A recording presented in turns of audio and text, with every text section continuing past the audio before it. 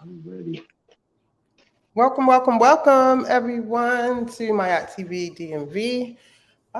Today is Thursday, August 31st, and we are back with episode 12 with Abdullah Bey and Shem Bey. And we want to welcome everybody. Abdullah, how was your Hey, week? it was great.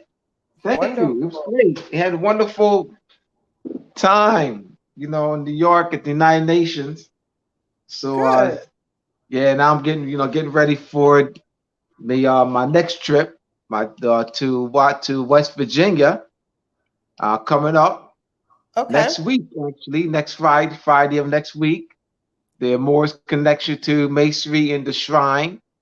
Okay. That's going to be at the Benin Kandim Shrine Temple, 100 Courier Street, Charleston, West Virginia, 25301. So that's on next Friday, September 8th, from 6 p.m. to 10 p.m. This is a free event. It will be live streamed. The premiere, which should be up soon, on Okay. the Moroccan Post Media YouTube page. The premiere will be posted on the Moroccan Post Media YouTube page. I'll have it. I'll be marketing it, sharing it uh, to my Facebook, for Instagram, and TikTok, and I'll be, so we pushing the premiere, which will be the link. The link will get, which will allow you to view it from YouTube, the YouTube link, Okay. and that Wonderful. should be up. Hopefully that'll be up tomorrow on the Moroccan Wonderful. Post Media YouTube page. It'll be broadcast from other pages as well. Uh, Perfect. so Perfect. this is the Morse Connection to Masonry and the Shrine. I'll be in West Virginia next week. I'll be leaving Thursday morning. I'll be arriving Thursday afternoon, and I'll be Hmm. doing lives there in West Virginia. Thursday on Friday, I'll be doing lives on site. And we're gonna go visit the lodge in the morning Hmm. and early afternoon. What Make is sure what is everything's the set up. shrine exactly? What is it? Say again. The shrine. What is it exactly? Yeah.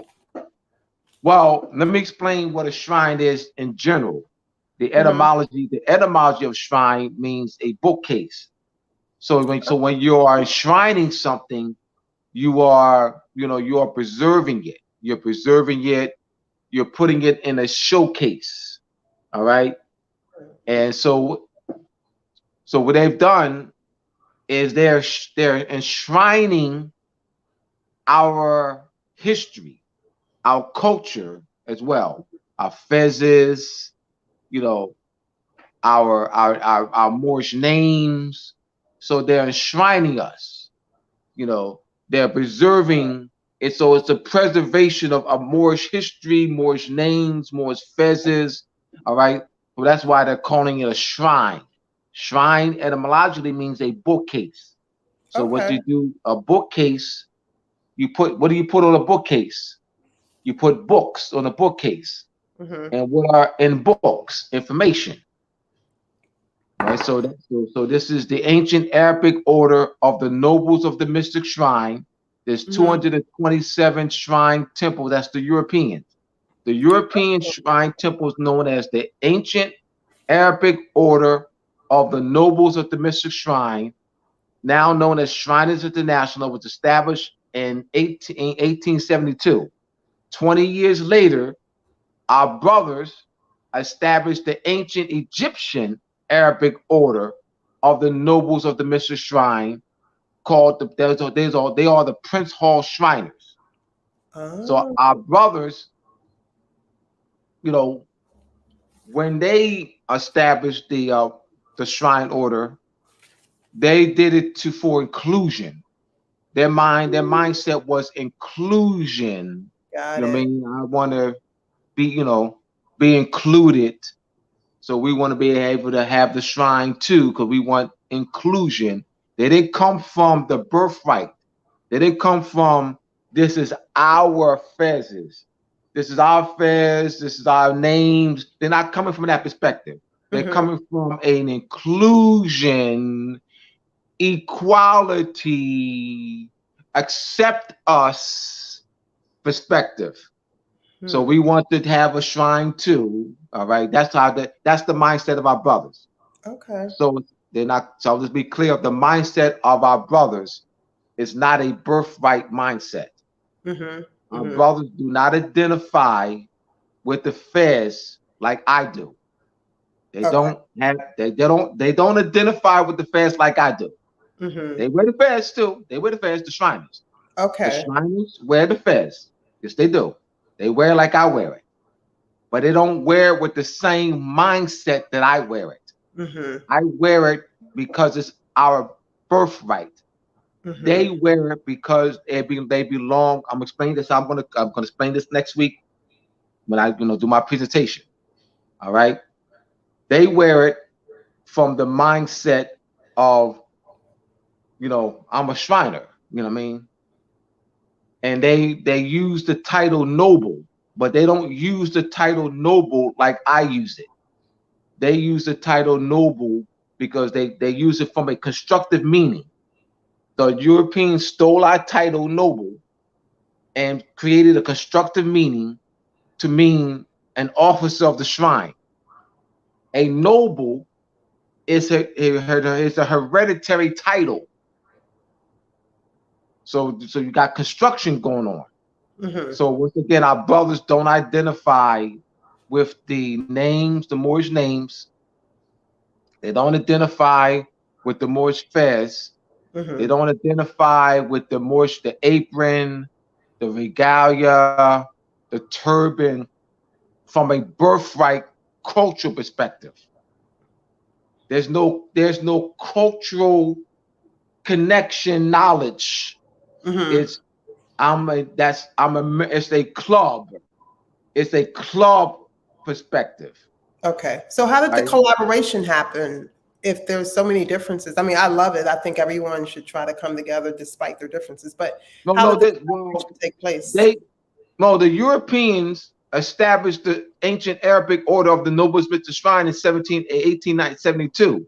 20 years later, the brothers wanted to, like I said, they wanted to be included.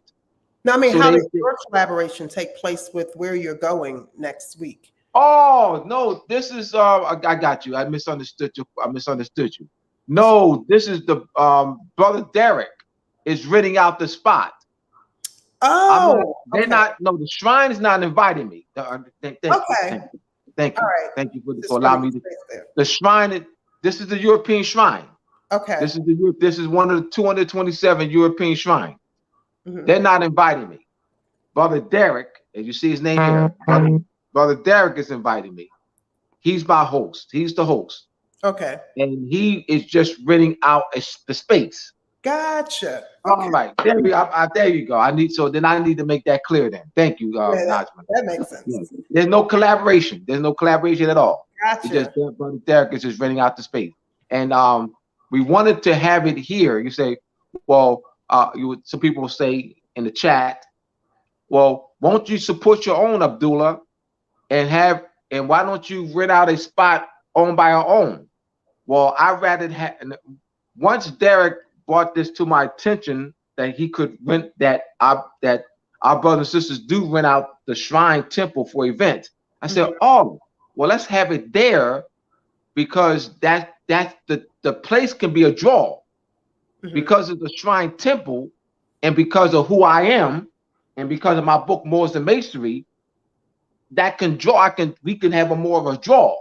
Okay. So I said I would rather have it there, and then so what I did was I included the title shrine, the Moorish connection to Masonry. Okay, right. Is an older title that I did in 2013. The Moorish connection to Masonry is what I did at a King Solomon Grand Lodge in 2013.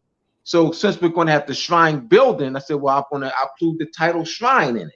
And we're going to have a draw because this is a very popular title. And I've been rocking this. I've been rocking, Moors and Masonry title for years. So I'm known for this. Wonderful. Well, shout out to you for that. Keep us posted. We're definitely going to continue to. Yes, definitely. Like I said, the premiere should be up on the Rockin' Post Media YouTube page tomorrow or the next day or two. Okay. So, how was your youth leadership last week in New York? Yes, it was wonderful. We have some photos to show you. We have some photos to show you. We have here. This is that's once again the report on the youth leader tour, Mm-hmm. the second annual Ambassadors Bay United Nations Youth Leader Tour 2023, held on Friday, August 25th, 2023 at the United Nations, sponsored by African Middle East Economic Sustainability Alliance, AMISA. AMISA project by the AMISA project by the International Human Rights Commission, or there's one of the sponsors, Commission USA regional, which is the HIHRC. The purpose of the International Human Rights Commission USA regional is to address the human rights offenses against our people. If you want to, AMISA's website is up here, www.ameesaus.org, and the International Human Rights Commission's website you see up here. Yes. All right, and then if you want to send donations, send to the Cash App AMISA. So let's stay up there. Let's stay up there for about a minute so people can get that information. Take snapshot of this, y'all. Support AMISA. I'm going to give a report on the youth tour. We have pictures to show you. Right, so take a snapshot of this, everyone. Go to the website, go to both websites, and learn more about AMISA and the International Human Rights Commission. All right. Okay, let's look at some of the photos. I guess you can explain the. Yeah. So these. So yeah, this is. Yes. I'll go to the beginning. Mm-hmm. Now they were giving us. We were given a tour. Mm-hmm. And they were presented. That's to stop right there. This is Ambassador Bay. This is Nakeem. I've known Nakeem for 29 years. Nakeem? Nakeem. Nakiim. Okay. Not Nakeem Bay. I've known him for 29 years, and he's been more conscious before me. He was, he got a couple years on me. Okay. So he's this is the ambassador. He's the ambassador. All right. So Ambassador Bay's tour, and this is the Ambassador Bay, Brother Nakeem. And this is we're on the tour, and we are in one of the General Assembly. When the this was, they actually had we actually were able to walk through the General Assembly room where they were in session. They were in session, and we were able just to walk right through real quick. You can take pictures. You can take pictures of them being in session. All right. So these are the youth that were on the tour. Okay. Yeah, this is the youth that were on the tour, and this is we're being part of the tour. So we were there. What was explained on the tour? This is our tour guy, standing next to Nakeem, walking next to Nakeem. So this is there was the sustainability development goals. There's 17 of them, and this is on one of the walls in the building. The sustainability goals: number 1, poverty; number 2, zero hunger; 3, good health and well-being; 4, quality education; 5, gender equality; 6, clean water and sanitation; 7, affordable and clean energy; 8, decent work and economic growth; 9, industry, innovation and infrastructure; 10, reduce inequalities; 11, sustainable cities and communities; 12, responsible consumption and production; 13, climate action; 14, life below water; 15, life on land; 16, peace, justice, and strong institutions. 17, partnership for the goals. And they were, you know, so this was explained to the children. We had also they have the organs, the principal organs of the United Nations: General Assembly, the Security Council, Economic and Social Council, Secretariat, International Court of Justice, Trusteeship Council. So each one of these 6 main organs were explained along the tour. And this was at the at the end of, on the first floor where those flags are. It's on the first floor. You see pictures of here. That's one of the pictures. That's one of the brother on the left.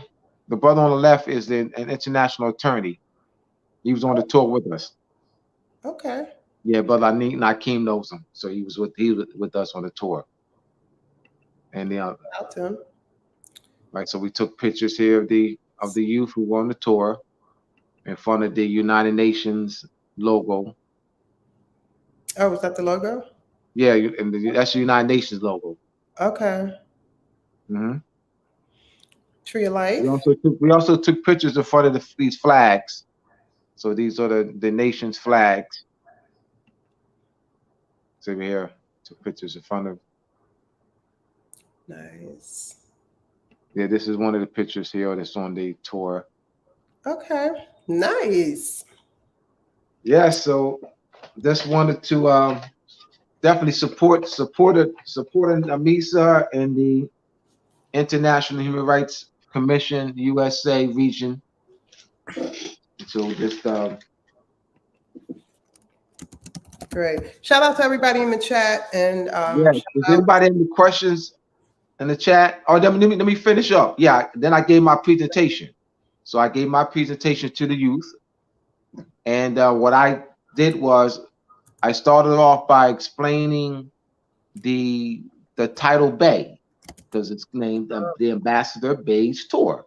So I said, the name of the tour is Ambassador Bay's, Youth Leader Tour, right? The United Nations Youth Leader Tour, Ambassador Bay's United Nations Youth Leader Tour. Okay. So I want to explain what Bay means and what Bay is in Moorish government structure. And I made reference to that the Bay of Tripoli and negotiated a treaty with the United States in 1796. So that they see that Bay is not a last name, it's actually has embodied in Bay is more sovereignty. It's a government title. So I started with that. We also we gave out pins with the Moorish flag and the Star Spangled Banner, and then I explained that, why we're giving the pins with the Moorish flag and the Star Spangled Banner, all right, with the Moorish flag, all right, and the Star Spangled Banner. So why are we giving the pins? What does that mean?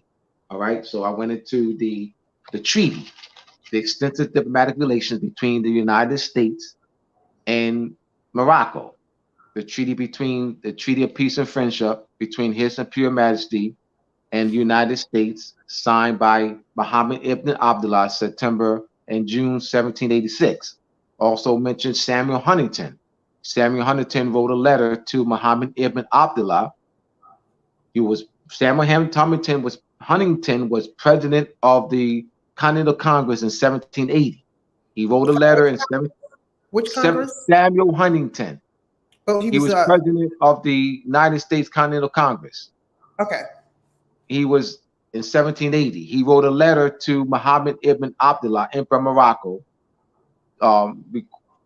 requesting to enter into a treaty of amity and commerce. So this is 1780. Okay. So the treaty of peace and friendship was 8 to 10 years in the making, because it didn't just happen.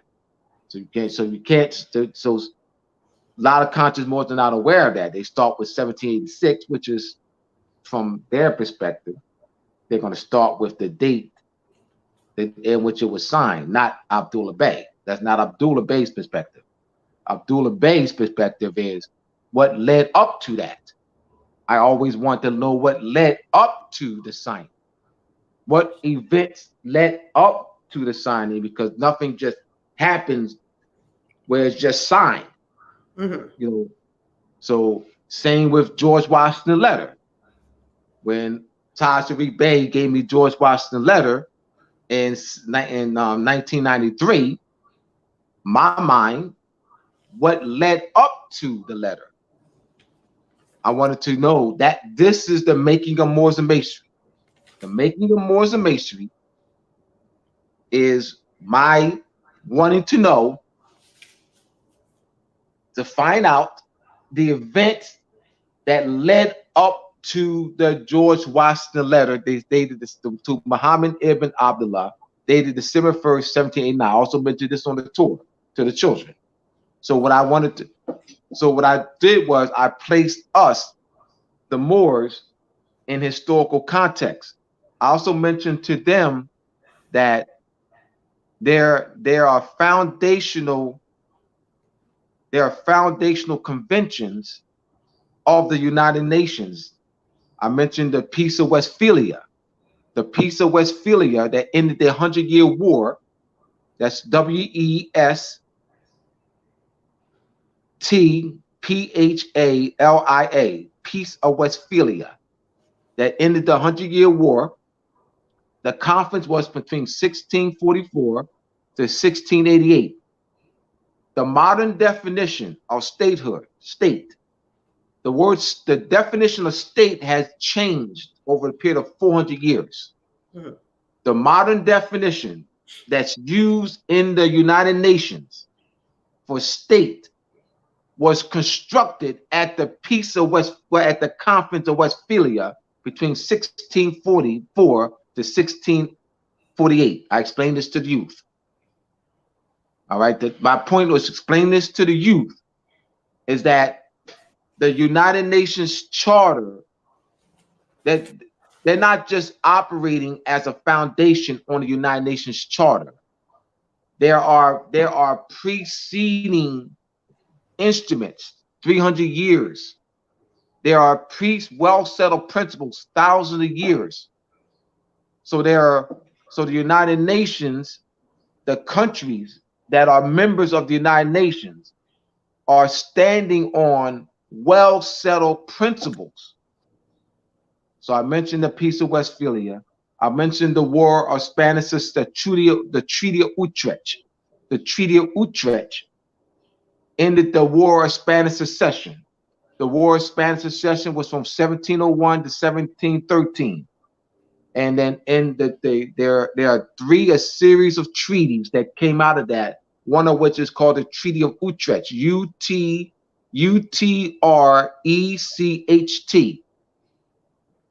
And that's an agreement among the European powers who fought in the war. There were about 13 European nations that fought in the War of Spanish Succession the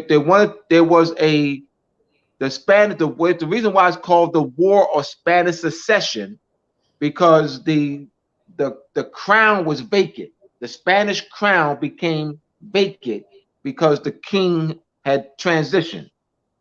So their fight was who was the rightful heir to the throne. Okay. So remember, understand that this is very important, because remember, you got to understand Spain's position in world power. You're talking about 1701. So this is late 1600s. All right. So the issue was that they didn't want Spain to gain a world. They didn't want Spain to rise to great world power. So this was very important. So what came out of that is the Treaty of Utrecht and two other treaties, and the agreement was that land was not to be taken without a treaty. Land, that was the agreement that they made among themselves. The agreement that they made among themselves was that this is where we were going to cede land. All right, we're not going to just grab it, but we're going to cede. That's the agreement they made among themselves, though. That's for Amar said, keep, I said, among themselves.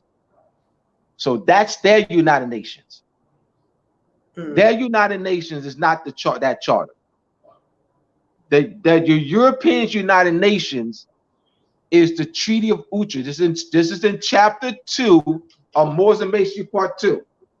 This is in Chapter 2. I'm coming from Chapter 2 of Moors and Masonry Part 2. This is very important. This is very important. Their United Nations is not the United Nations Charter. Do not be fooled, my brothers and sisters. Do not be fooled. That means we don't know much if we're coming from that perspective. If we're coming from the perspective that the United Nations Charter is the United Nations for the European powers, we're asleep. We don't know what time it is. In Chapter 2 of Moors and Masonry, Part 2, I have that there's an annual conference for the past 50 years. There's been a Peace of Westphalia annual conference. That's why I don't just talk. I show references. You don't need to ever say Abdullah said anything. There's no need for you to say that. You don't need to say Abdullah said anything because I got references. There's reference to source. Oh yeah, there is, there's annual conference, and I got the reference there. You don't need to say Abdullah said anything. And I'm doing that because there's too much of that. There's too much of so-and-so said. That's not raising a people. You cannot raise a people. They should walk away from saying the sources. Reference the sources. True. So the Peace of Westphalia for the Europeans, not for us, not for the native people of the world. This is for the European world power. Their foundation of political unity is the Peace of Westphalia and the Treaty of Utrecht, and I think the Treaty of Utrecht, and there's two others that was part of that was in 1713 that ended the War of Spanish Succession, and this is what they operate on. They operate on this. These are three main ones. You have there's three. There's Dom diverses. There's three Intercatera divinas.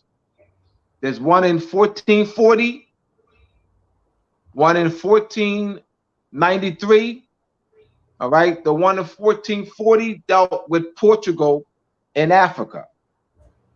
You have the one in the one in 1493 by Pope Alexander VI, where it was for Spain, allowing Spain to dealing with the right to discovery. So it gave Spain the occupational rulership over South America and Central America. You also have the Treaty of Tordesillas.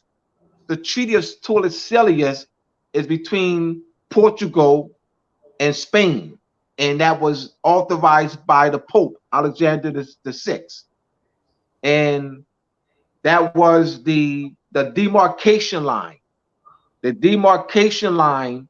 of Portugal's rulership and Spain's rulership over the lands, all right, in Africa and also the Americas. So there's a demarcation line, and that was authorized. This is what they're operating on. So I wanted to be clear with the youth I know that you were given a tour, and you were given the sustainabilities in 17, and you were given how you were given the organs of the United Nations. And I was saying to them, what they taught you in a tour is not how it really operates. I know you were taught that in the tour, that's the structure, but there's underpinnings that they're not telling you in the tour. You're going to be more advanced than all those other students. You're going to be more advanced because this is how they're really operating. They're giving you their window dressing. The tour is window dressing. The tour is window dressing. So we got to have. So if we want to change our economic and political position and world politics, we must know what time it is. They're window dressing. The tour is window dressing. So that's where I came in. I'm the man behind the window. I'm the man behind the mannequins. You mean like you go to the store and you see the mannequins dressed up, right? And you're in the window, you're outside the store, a Macy's or Lord and Taylor, and they got the mannequins all dressed up. Ooh, you know what I mean? So I'm the man behind the mannequins. You can't see. You can't see me. I'm behind the mannequins. I mean that I'm the one that's going to really tell you what the deal is.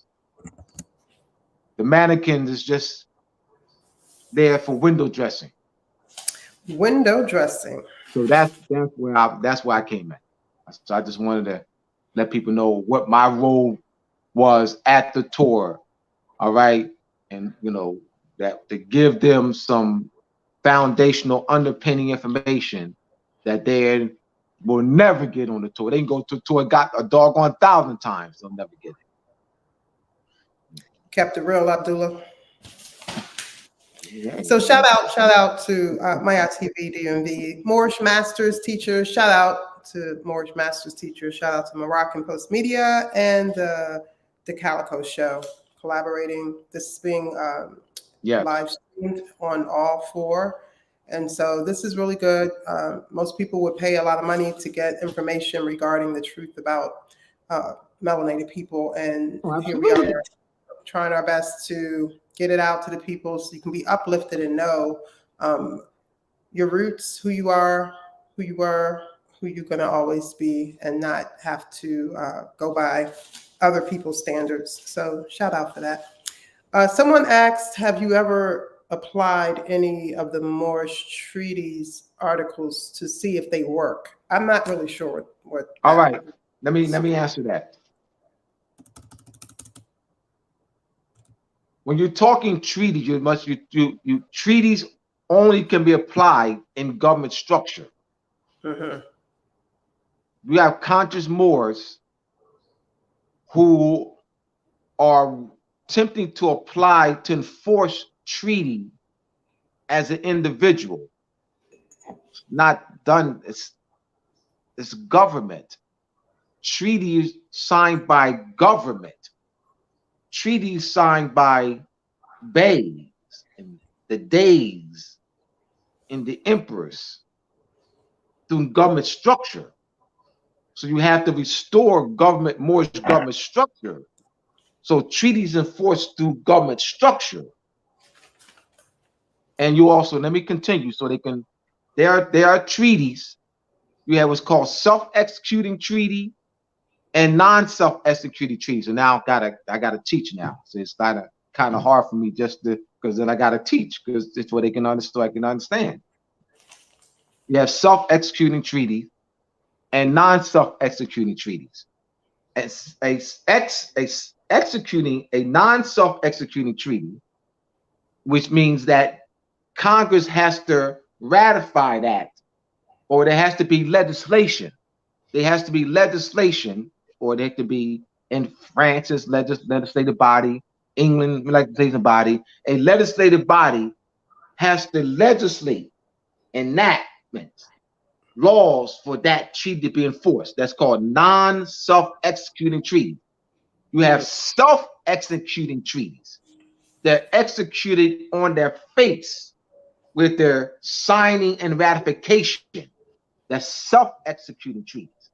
Then you have treaties that calls for now we dealt with extraterritoriality consular jurisdiction. That calls for a consul or the treaty between the day of Algiers and the United States, the treaty between the Bay of Tripoli and the United States. The Bay has the authority, all right? So based on the language in the treaty, so I gotta answer it so they can understand.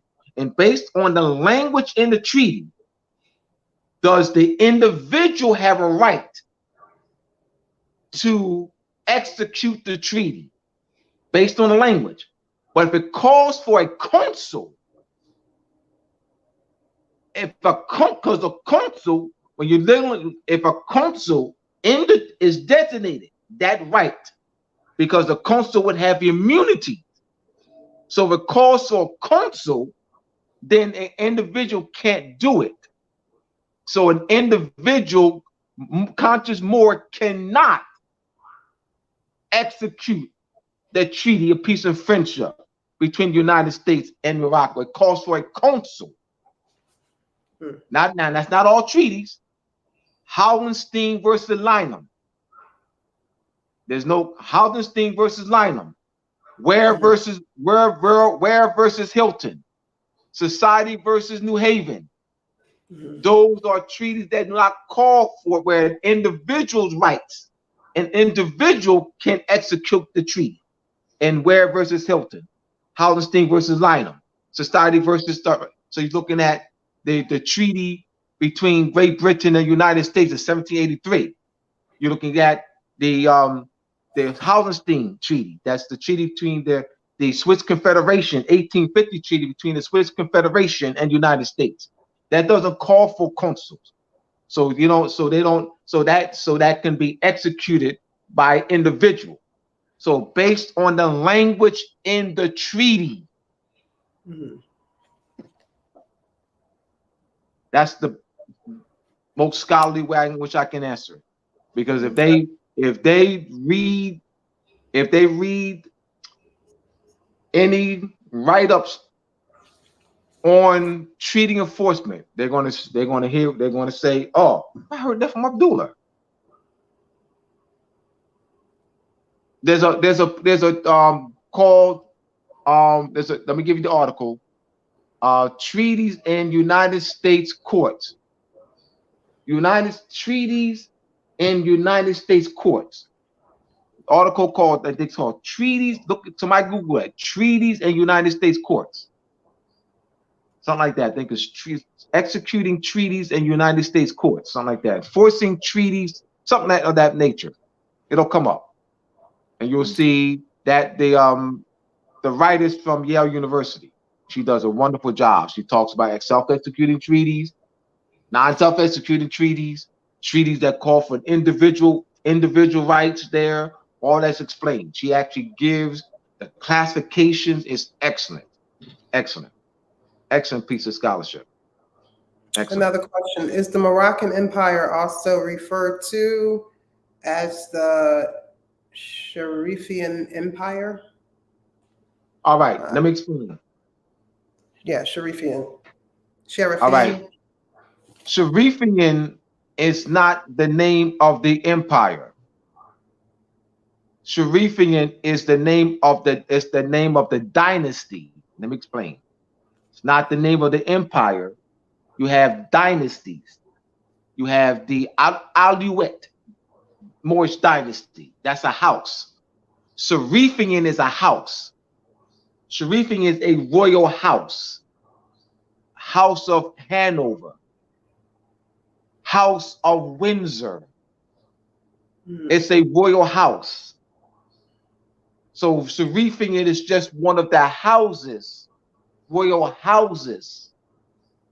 Prior to the Serafian, you had the Alouette dynasty, the Nashred dynasty. The Nashred Moorish dynasty was the last house, was the last Moorish house, royal house, to rule Europe. And Abu Muhammad, he was of the Nashred dynasty in Granada. That was the Moorish rulership dynasty in Granada. He was of the Nashred dynasty. All right. So a dynasty, when you're talking about a dynasty, you're talking about the length of rulership of a royal house. So that's a dynasty. That's just the length of the rulership of a house. The Nashred, Serafian, Alouette. You have so that's what that is. So understand the house, all right, is the royal, that's the royal house there. A dynasty is the length of rulership of that house. 100 years, 200, 500 years, 600 years. That will be the dynastic power of that house. You have the Almohad dynasty, the Olivet dynasty. You have the Umayyad dynasty. All right, and then in the Umayyad dynasty, you have your different emirs, emirates, and caliphats. All right, then you have the Almohad dynasty, emirs, caliphats, emirates, the Umayyad dynasty, the Nashred dynasty, the Serafian dynasty. All right, but it's still the Moroccan Empire. It's still the Moroccan Empire that had different houses and dynastic power. I hope I was able to explain that clearly. That's a very good question, and it's very important to know that, because that's because you're talking structure now. You're talking political structure. You're talking royal structure of houses and dynastic power. That's very important to know that, and because as you read, you're not confused, because you're going to see that.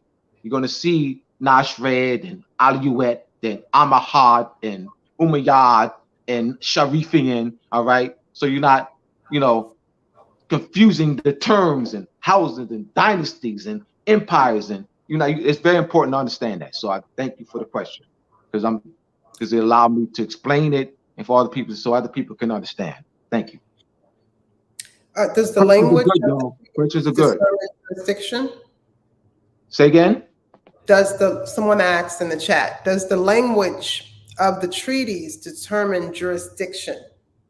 Does the language of the treaties? Great question. Absolutely. Great question.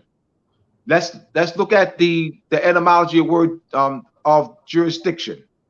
Juris means law. Dic means speech. So language does shape jurisdiction. So yes, the language does determine. Let's look at in treaties.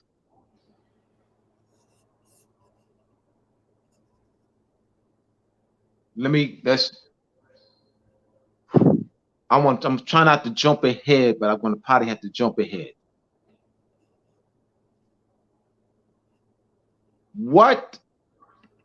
Try not to jump ahead. So that's why I'm trying to, because we have a test, a quiz to give them. And but I have to do that in order to answer this question. There is there are treaties that what allows the United States, Article 13, see, Article 3, Section 2. I'm hesitating because I'm trying not to jump ahead, but now I have to. Article 3, Section 2 of the United States Constitution. There are some treaties that the United States District Court, treaty cases. There are some treaty cases that the United States District Court and United States Supreme Court can hear. There are other treaty cases that United States Supreme Court and United States District Court cannot hear. And that's based on the language that's in the treaty. Okay. I don't want to jump ahead because we got a quiz for them. Right. But the name. But you know what? Let me jump. Let me just, because this is a review. So since this is a review, now we've already gone into the next section. All right. So since this is a review, so let me just expound on this. All right. You have extraterritorial. There are the language is in the treaty. There are different types of treaties, different types of language. All right. The rights are reserved in the treaty. Personal rights are reserved in the treaty. You have, so it does, because the jurisdiction is shaped. They look like you have what gives power, authority to a consul. The treaty. A treaty does. A treaty is where it outlines the duties of the power of a consul. In the treaty, you have consular jurisdiction and extraterritorial consular jurisdiction. Extraterritorial consular jurisdiction is whereby a consul has power to hear both criminal and civil cases. That's an extraterritorial consular jurisdiction, also known as capitulation, also known as extraterritoriality. The consul has power to hear both civil and criminal matters. But if the treaty, the language in the treaty, only deals with consular jurisdiction, that means only have power to hear civil cases, that is spelled out in the treaty. That's an excellent question. I give kudos to that person. That's an excellent question. Kudos. This is just they've been listening. They've been listening. They're growing. They're developing. Because the questions, Najma, represent growth. It represents growth and development. So I'm paying, so how the questions are questions of scholarship. Questions of that they're growing with it, and that they're trying to fine tune the understanding. Thumbs up to y'all. All right. This statement starts with but. Someone said, but the name Sharifian is in the General Act of Algiers, 1906. All right, the but. Let me respond to but. All right. But let's go through it. Let's go to the question, though. There was a question asked. All right, let's do this, y'all. Let's do this. Let's go back to that question, Najma. Go back to that question of, is the Sharifian the Moroccan Empire? Go back to read that question. Read that question. Is the Moroccan Empire also referred to as the Sharifian Empire? All right. So when I gave the answer, the but question. Remember, the but question is based on the answer that I gave. So we got the question: is the Sharifian Empire also the Moroccan Empire? Sharifian is not an empire. Sharifian is not an empire. It's a dynasty. The empire is the Moroccan Empire. that's a name. That's a house. Sharifing is a house. You have Nashred. It's like Nashred. That's a house. The Aluet. That's a house. That's not an empire. Moroccan Empire that's the empire. But you have the house. So you have various houses that ruled over the period of a couple thousand years. But it's not the empire. It's just that it's the name of this is the house. All right. Let's go. Let me do this because it's not clear now. Is Windsor a kingdom? Is Windsor the English kingdom? Windsor. Is Hanover the English kingdom? The British kingdom?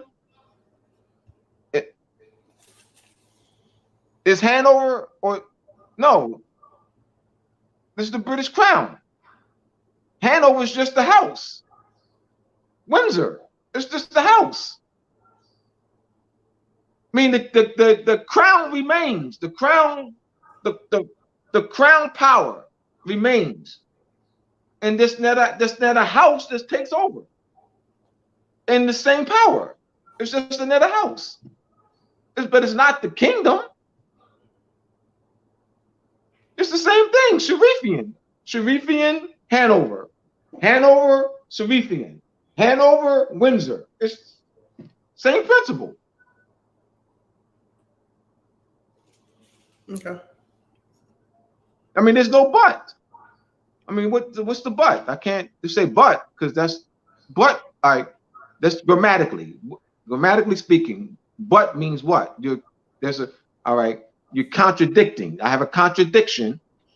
So, well, then they have to tell me.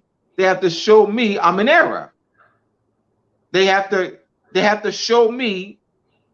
They have to show us, right? That they have to show us that the Sharifian and empire mean the same thing. They have to show us that Sharifian and empire means the same thing. And then I could show them, they can look up for themselves, the different names of the dynasty names, Umayyad and the Amahad and Amarvad and the Nashred and the Aluet and the Sharifian. That's just one of the most modern. That's the most modern empire. I mean, most modern house. That's all. But it's not the empire. Sharifian and empire is not this, and Moroccan empire are not interchangeable. This is very important. Tell you what. I have names of list of dynastic powers in Moors and Masonry Part 1, as well as the Masonic Conference Square Book, Chapter 1. I'm going to have to tell you what. I need to do a future lesson on this, Najma. All right? Gnostic powers. Yes. Okay. I'll do the houses.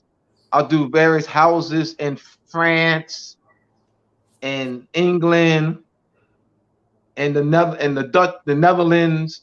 It has to be broad so they can really see, they can really understand, because there's a lack of knowledge on the understanding what a house is, a dynasty, an empire.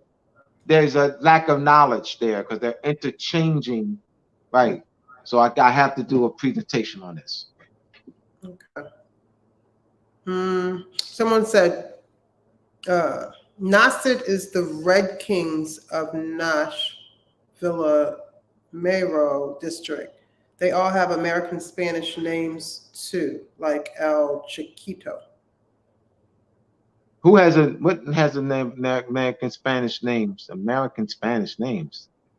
They all have American Spanish names too, like All right. El Chiquito. What's the American name? Let's think. All right, let me stop there. Let's stop there.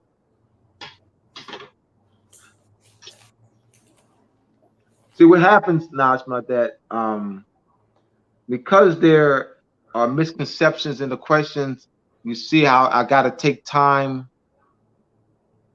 to explain. All right. What is American name? Like you said, American name. What is that? American name. Is American a language? And that's all right. Names are based in. Let me just slow it down. Let's slow this down. Is American. When they say American name, what do they mean? Before I give my, what do they mean by American name? I'm waiting on him or her. Yeah. What do you mean by American name? American name. What? Well, he or she said American Spanish names. All right. So you got now. So that now you got two that you're putting together now. You got Spanish. You have American, and you put them together. American Spanish name. So what is an American Spanish name? He or she has not responded yet. Right. Names are based in pedigree, ancestry, lineage, descent, consanguinity, nationality, national origin. So what does the person mean by American Spanish name? Okay, he or she said American lingo and pronunciation, Mexican slang. American lingo, pronunciation, Mexican slang. And pronunciation, Mexican. Wow, we got some misconceptions going on here. All right. I know what's going on, Najma. What's going on here is the everyday social engineering. Then let me explain what's going on. The person, like the millions of us, have been raised in constructive language. That's part of the society. So they hear that every day. They hear that American name, Spanish name, lingo. They hear that. That's part of the social engineering. Mm-hmm. So they're bringing that here. They're bringing that they were raised in, that we all were, not they. That's all of us. All of us. All of us were raised in. We were all raised the same way.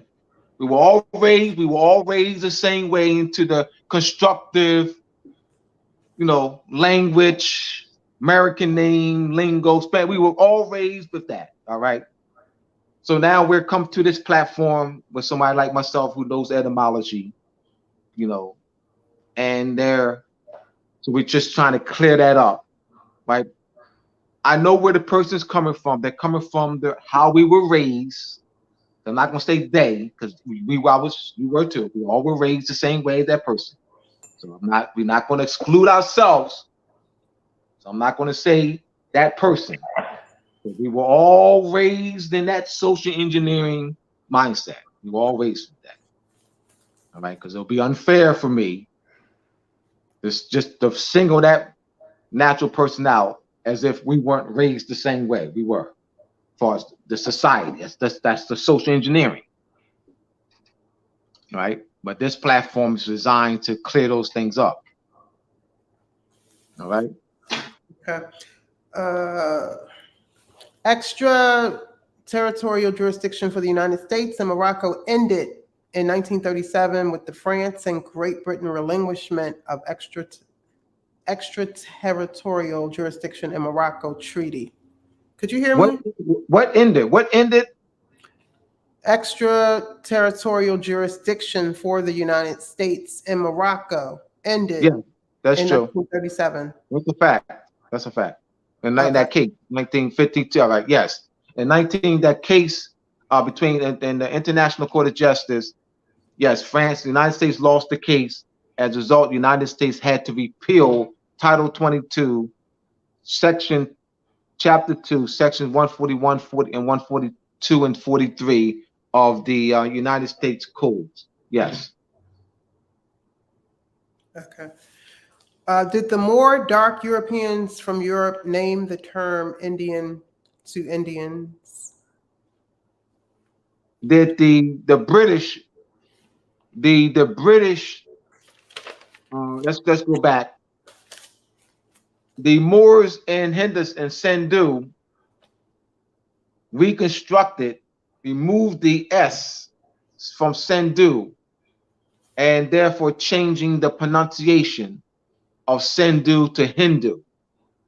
All right, the Europeans did not do that.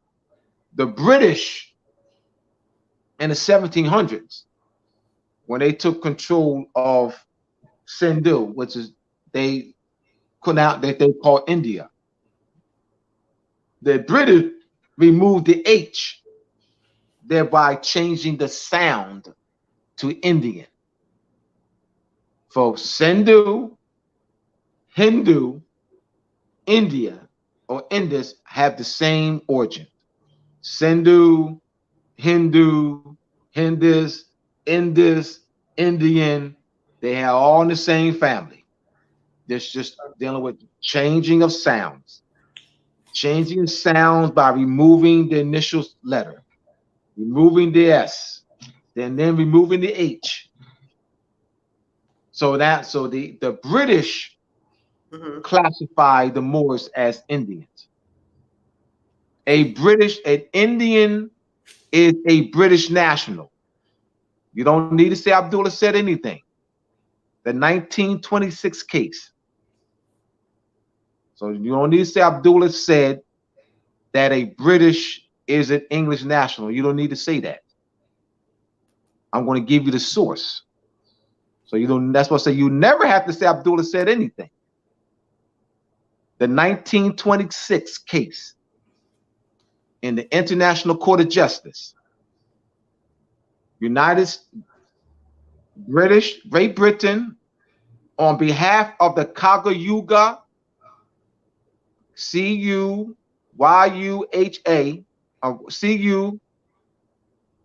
Cuhuga, it says it has Great Britain in parentheses, Cayuga, all right, because that, because the British is controlling the sovereignty, usurp the sovereignty. So British on behalf of the Cayuga nation versus the United States in the International Court of Justice. In that case, it was stated that an Indian is a British national. Why? Because Great Britain classified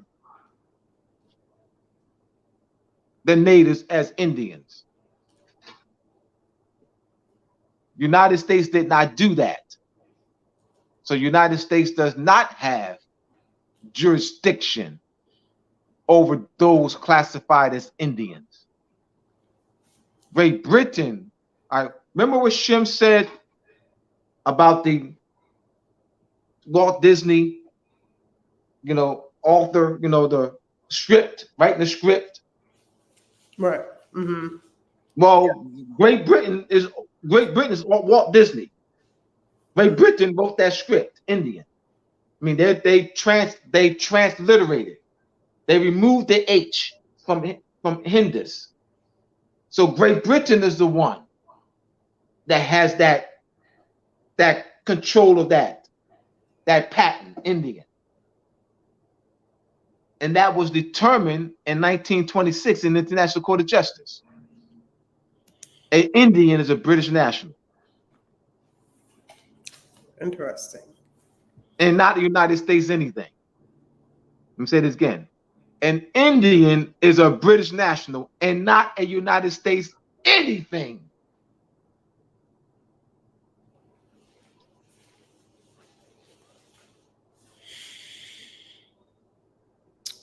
Someone said it's just a matter of Great Britain just speaking up. That's all. It's just a matter of Great Britain speaking up. Oh. That's all it is. It's like, well, Abdullah, you don't know what you're talking about. United States got the Indian All right, no, all right. Abdullah, you don't know what you're talking about. United States got their Bureau of Indians Fair. I understand that. All right. Now, once Great Britain speaks up, I got you. Got that? Now, once Great Britain speaks up about her Indians, once Great Britain speaks up about her Indians, they're gonna go back to that 1926 case in the International Court of Justice. Is already a stare decisis case. An Indian is a British national. So it's just a matter of Great Britain speaking up. Let the United States do whatever, and they claim the Indian, Britain's affair, and they do all that, and the United States does all this, and got the Indians this, and it's just a matter of Great Britain speaking up. And once Great Britain speaking up, that stuff stops. That's all that is. Let me see. Someone asked, what is a Negro? All right. A Negro is a Spanish subject. A Negro is a Moor who is a Spanish subject. Great question. A Negro is a Spanish subject. Once again, Walt Disney. James Walt Disney. And they create Negro. You know, they create the fiction Negro. Spain did that. Spain created the fiction Negro category. And then those who are placed in that category are Spanish subjects. I'm trying to break it down as simple as I can. I mean, that's what it is. It ain't United States nothing. It's not United States anything. Because United States it's not a United States anything. The United States is not the one that Walt Disneyized it. They didn't Hollywood, like Spain did. United States is in a trusteeship position. United States is not an occupying sovereign. United States acquired. United States oversees all this large ass land through what? Treaty with occupying sovereigns. United States oversees all this vast land through what? Treaties with occupying sovereigns. France, Great Britain, and Spain. Through treaty, not the United States Constitution, through treaty. And by virtue of that, United States becomes a trustee, because the United States, by international law, is obligated to oversee Spanish land grants, French land grants, and English letters of patent and the rights under charters that England granted.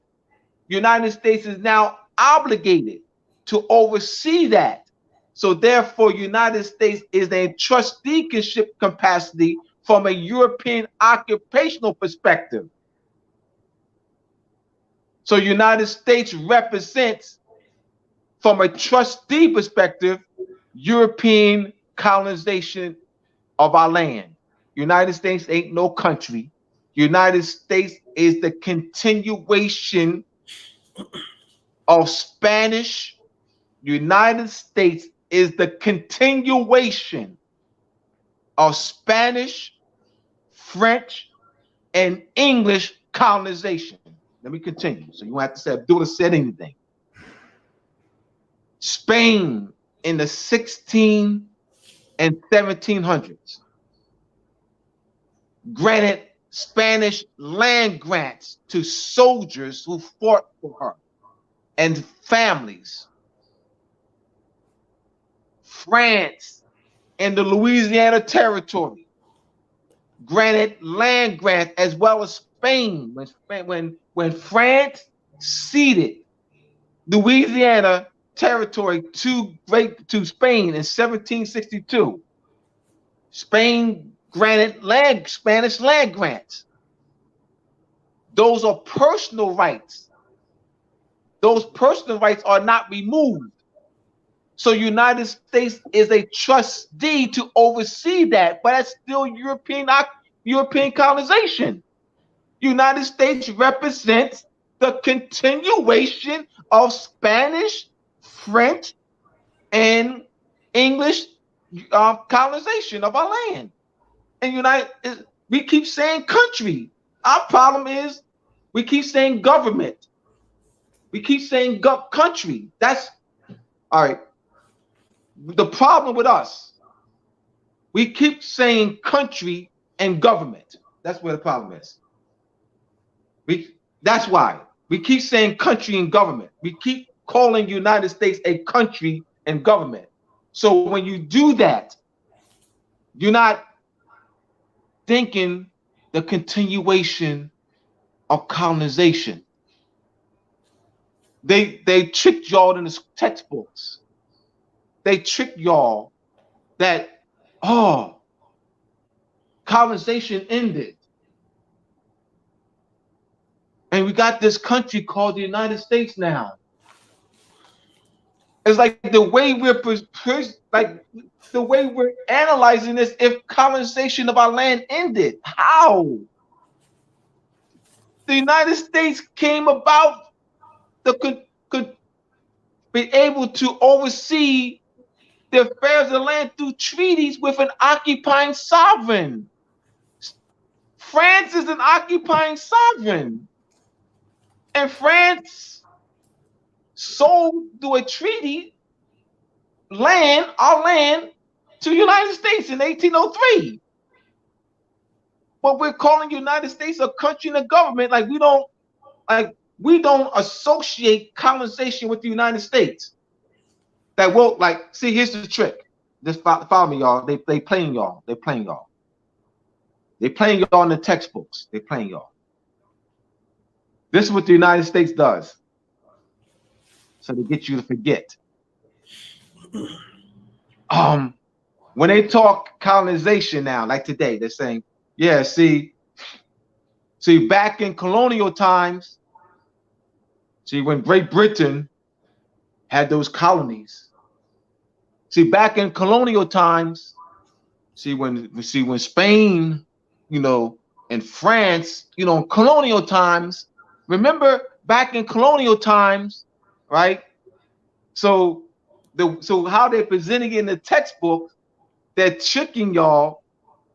Oh yeah, United States is a country, back in colonial times, and so we analyze it because they're giving you the lens. They're giving you the lens on how to analyze it. Like you don't even see that the United States is a child. United States is the child or the trustee. United States is the trustee. United States is obligated to oversee Spanish land grant cases. United States Congress established the Land Grant Commission to oversee Spanish land grant cases because United States is obligated through the laws of nation to oversee those personal rights that was granted by the Spanish crown, by the French crown, and by the English crown. They're obligated. So you have the Article 3. Now let's go down. Now we tying all this in now. Article 3, Section 2 of the United States Constitution. Article 3, Section 2 of the United States Constitution has that section, a state and a foreign state. So you have here Society versus New Haven. Society versus New Haven. That is the Society of the Propagated Faith of the Gospel of the Propagated Faith versus New Haven, 1823. The society was chartered by the Crown. The Charter of Society of the Propagated Faith of the gospel of the propagated faith was chartered by the British Crown. So their rights, all right, was given to them as a charter to operate by the British Crown. The case was brought up. The defense attorney for New Haven brought up the issue that the Revolutionary War ended. See, for societies was claiming the rights, that they still have those rights. New Haven was claiming that you don't, that the war extinguished that, but war doesn't extinguish that. War doesn't extinguish personal rights. It's a personal right. That's not a royal right. That's a personal right. That's a religious society. That's a personal right. So United States, so the drafters in 1789, 1787 at the Constitutional Convention had to what? Construct that Article 3, Section 2. They had to construct and make a way for treaty cases to be heard in United States courts, because those are not extraterritoriality clauses. So Society versus New Haven is a treaty case and because the New Haven Society's rights is protected under the 1783 treaty between Great Britain and the United States.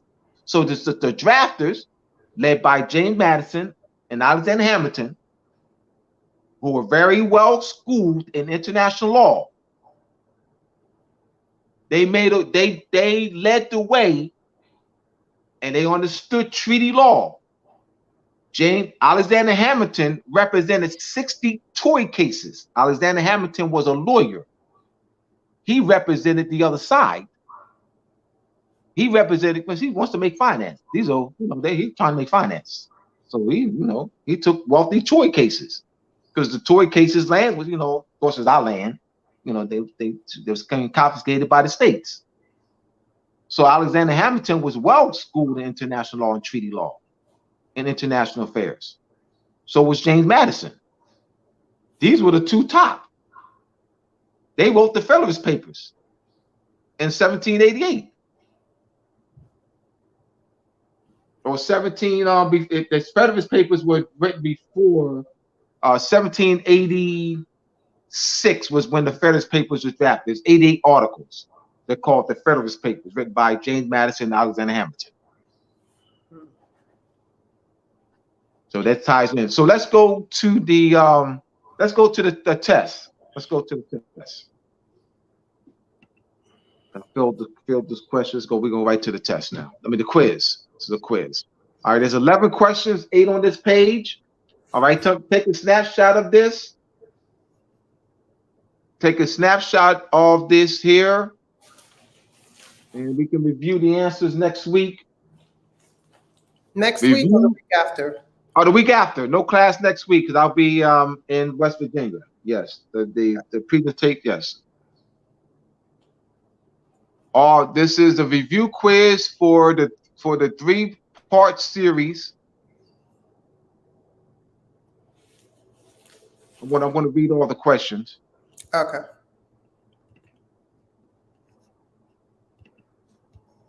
Review quiz for the 3-part series. Do United States courts, supposed to be United States courts, plural, have the lawful treaty authority to hear mortgage cases? Do United States courts have the lawful treaty authority to hear? But that's those. We did that we did a 3-part series, part 1, 2, and 3. Question number 1 for the quiz. What clause in the United States Constitution establishes consular courts? 2. Why can some treaty cases be heard in the United States District Court and the United States Supreme Court? I just finished that. I just finished that. Number 3, that's why I was talking about jumping ahead. I was just being hesitant and like, how do I answer this? Jumping ahead. Number 3, why can some treaty cases not be heard in the United States District Court and the United States Supreme Court?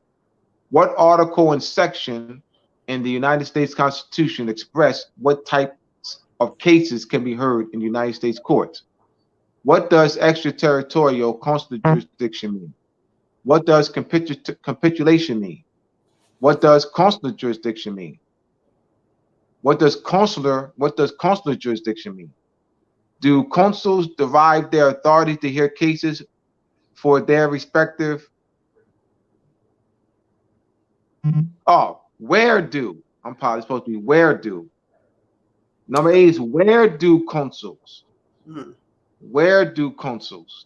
So put that in there. When you take a snapshot of this, y'all, number 8, I apologize. Where do consuls derive their authority to hear cases for the respective country's nation? That's number 8. Number 9, in United States courts, are conscious Moors treated as though they are of a government foreign to the United States? Read this again. In United States courts, are conscious Moors treated as though they are of a government foreign to the United States? Number 10, when conscious Moors file Moorish nationality documents in the United States courts, are the Moorish nationality documents addressed as though the conscious Moors are part of a government foreign to the United States? 11, how are documents coming from a foreign government received and addressed by the United States and any other government? 12, what is the political function of nationality? These are great questions I came up with, y'all. Came up with these questions today. What is the political function of nationality? 13, I'm a Moor. What does this mean? What does this statement mean in international law? These are very great questions, and these questions I want to tip my fez and up my turban to Shem Malachi Bey, because of him is why I'm able to generate questions of this level. Studying with him for 4.5 years and working with him for 4.5 years. Shout out to Shem. Because it cleared up my misconceptions. Because I was not on this level. I was not on this level of understanding 5 years ago.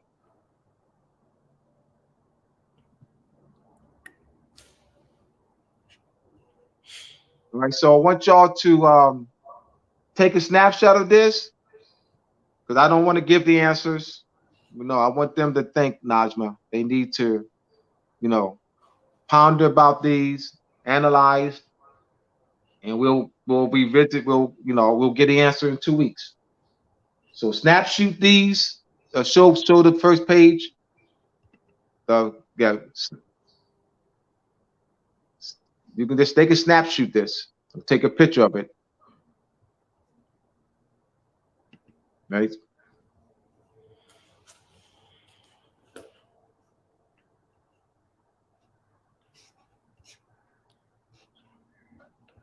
Now these are some great questions here, because this is because we got these questions are designed to clear. Some of these questions are designed to address misconceptions. There's another but statement when you're ready. All right, another but statement. I love them. Come on with the buts. All right. But France relinquished jurisdiction in 1937, so all European powers are illegally occupying the land territory of the Empire of Morocco. Well, France. All right. Let's back up. France is not the one that, from a European occupational perspective, France is not the one that has the authority to grant discovery rights to other European powers. Because that question, Najma, implies that France is the European occupational sovereign that has the ultimate sovereign, occupational sovereign power to grant other European occupational sovereigns authority on the discovery. The Pope is that. What they should say, Najma, all right, if the person had written, now that the Pope made a public declaration and apologized for the wrongdoings, and that taking the lands from the native people were wrong, then they can say X, Y, and Z. But they say France. They didn't say the Pope. The Pope is the Don, not France. France. The France is under the Pope. France is under the Pope, not the.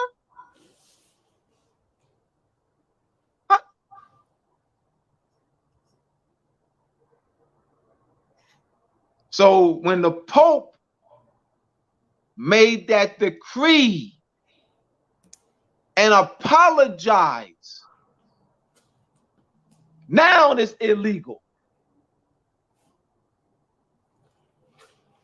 But they didn't say that. They said France, as if France is the Don. Like France is not the European occupying Don. The Pope is. They are under the Pope. Nazma? This is good because it clears up misconceptions. So we got they're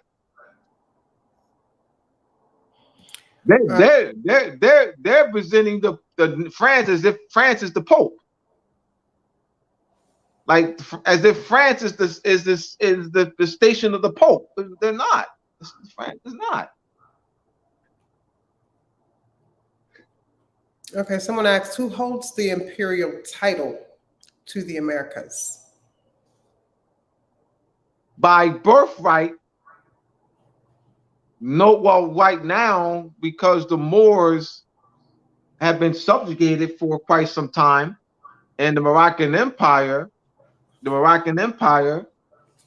has been collapsed due to Spanish, Portuguese, France, English, and colonization and conquest. So no one, not now. I know, Najma, they're going to give me a name. They're going to give me a name, Najma, of a conscious Moor who's making this claim. I've been there already. They're going to say Buzz. Jack the Ripper.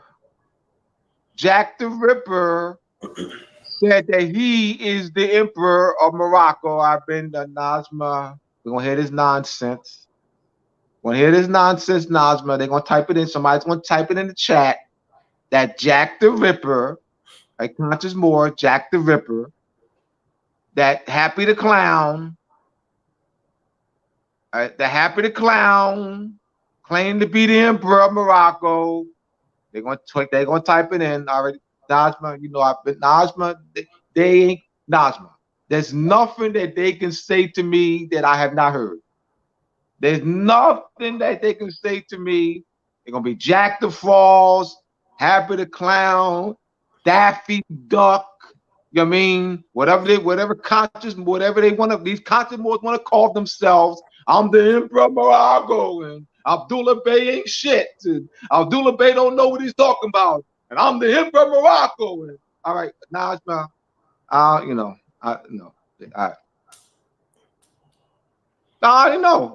I heard it all. Abdullah ain't shit. Abdullah don't know what he's talking about. I'm the emperor of Morocco. I hold the title. I'm the emperor of Morocco.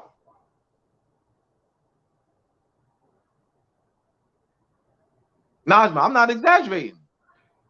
Y'all keep thinking I'm coming exaggerate. I'm not exaggerating at all.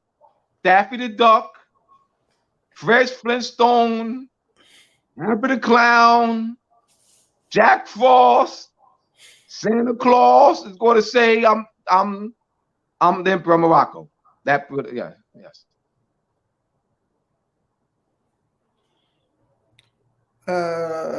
It's laughable. It's laughable, Nazma. Like you and we're not even gonna be taken seriously. It's laughable. It's vaudeville.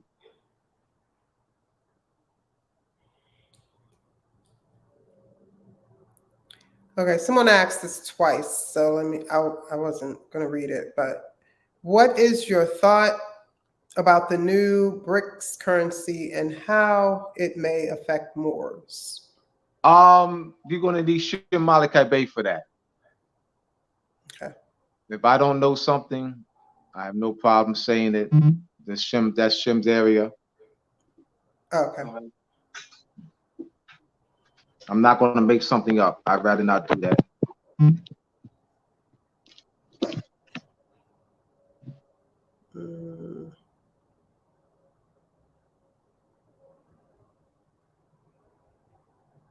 Because it could cause more harm. Causes more harm. Because I've seen that too. Making shit the hell up. I'm sorry. You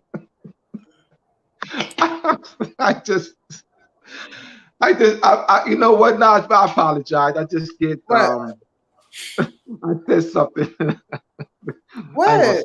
I'm not gonna repeat it. I said I've been there. People making stuff up and everything. So I mean, yeah. I get frustrated. That what you hear from me is frustration. Why? Because 30 years of observation of bull crap, of observing bull crap for 30 years. And so it's I ain't giving up. I mean, hey, I ain't dead yet. So I mean, yeah. So, but it's frustrating because you want the best. You want the best for the people. You want to move this thing along, and you got to deal with BS. You know what I mean? It's all right. Let's see. Somebody said they have violated the triple principle of sovereignty of the Sultan and the integrity of the domains as, I swear, my eyes are just not good.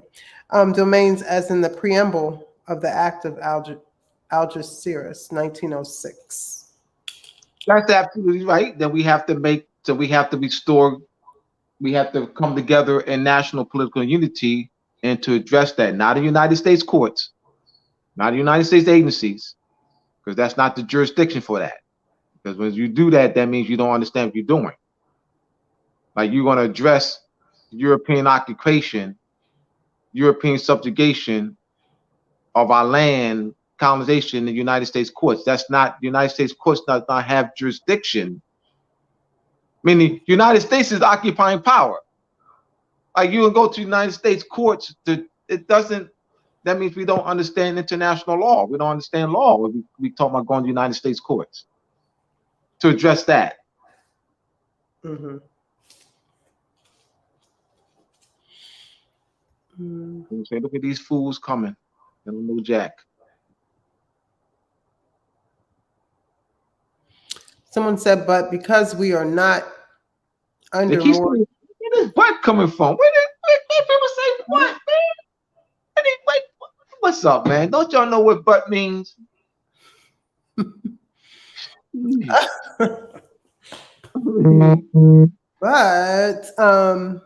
man, all right, go ahead. I'm sorry. Someone said, they have violated the triple principles of sovereignty of the Sultan and the integrity of the domains of the preamble of the Act of Algeciras, 1906. Good point. the Pope signed the Act of Algeciras, 1906. Oh well, it's other bodies. You know, you had kings, and there were other people of royal houses, that signed. Morocco didn't sign, so they're. But we have to restore government structure, because what you got, Najma, is that there are conscious Moors who claim to have a state. We went through this last week. That Shem and I don't know what we're talking about. Queen, that you only need 5 people to establish a state, and they're claiming that they have that's quote unquote state that these conscious 5 or 3 or 2 happy to clown established, now have defined territorial sovereignty over whatever state that they're in. Like, it's laughable. And the reason why I'm coming like this and saying happy to clown and all that, because it's vaudeville. It's like we're not going to be taken seriously. And then what happens is that then what they do affects us. Because they're going to think that we're coming like that. They're going to measure Happy the Clown, Red Flintstones, Daffy Duck. They're going to say, well, that's that Moorish stuff. So Abdullah and Shem is part of that Moorish stuff. Like, they're going to, and we ain't coming like that. Like, we're not coming like that. Like, 5 people, establish a state, and now we got, control over this area. We got control over Colorado now. You know what I mean? And we're exercising Moorish territory sovereignty over Colorado or Florida or Georgia, or with no military. That's why I'm saying it's laughable. With no military, with no tax base, they're working for the Europeans, but they say that they got a state and they got control over 5,000 acres. Like, Colorado State don't got jurisdiction no more. Colorado State we got it. Georgia State ain't got Georgia State ain't got control no more. California State ain't got no control no more. Yeah, we got a state now. California State ain't got no control no more. Colorado State ain't got no control no more. Georgia State ain't got control no more. Yeah, we 5 of us. See, Najma, we sent paperwork to the, I'm not exaggerating. I know. I'm not exaggerating. Please, I'm not. We sent paperwork. We mailed paperwork. By the way, we use the United States Post Office. Shh, don't tell nobody. Shh, Najma. Shh. Shh, Najma. Shh. We use United States Post Office to mail to United Nations. We got our green card back.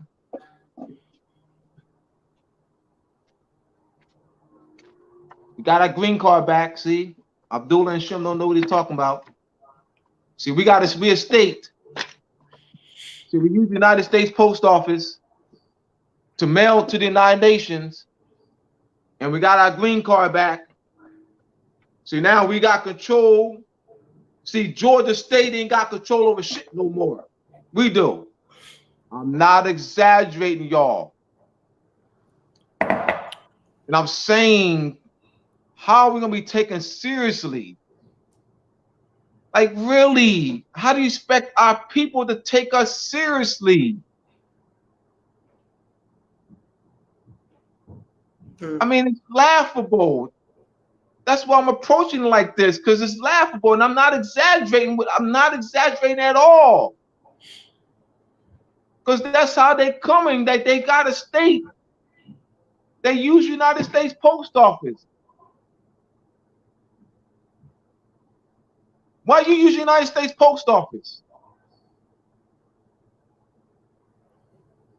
This is our land, but you're using United States Post Office. Where's your own post office?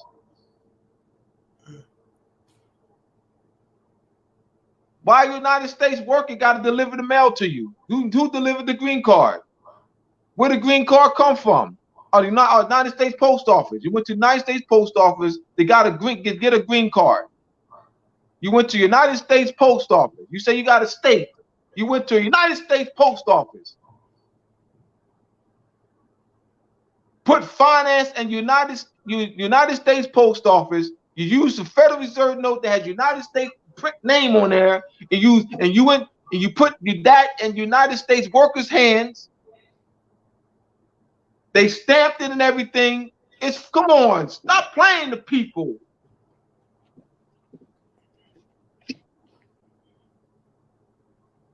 Well, if you decide people don't know Jack. Najma, they don't know.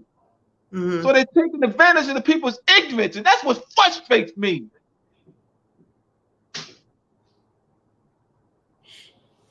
The people are desperate, and they're taking advantage of people being desperate.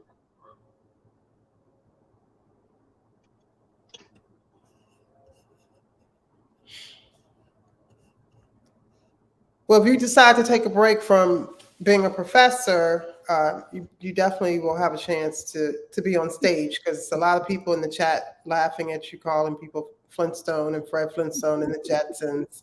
I see a lot of laughing faces. So another comment is, but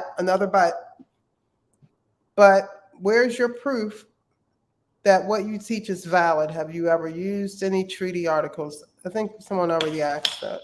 Or yes, they already asked that. So, okay. Someone said this is gold. What you're teaching is gold. Mm-hmm. Someone said I totally get it. Someone's laughing, saying I'm weak, professor. It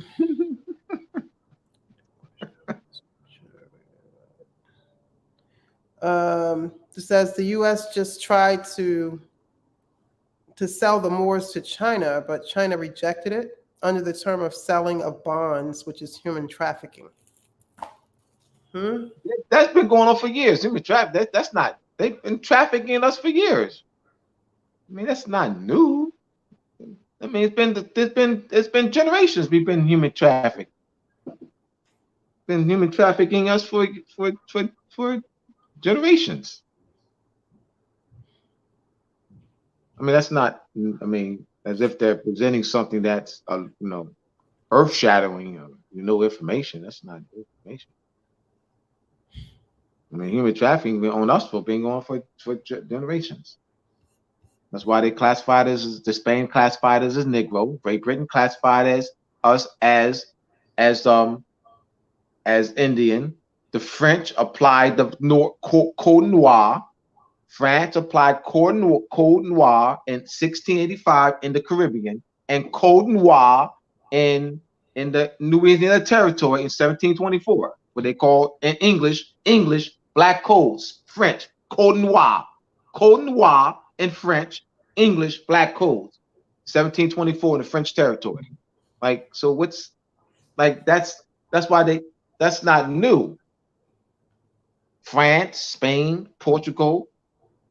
Like, China is the new kid on the block.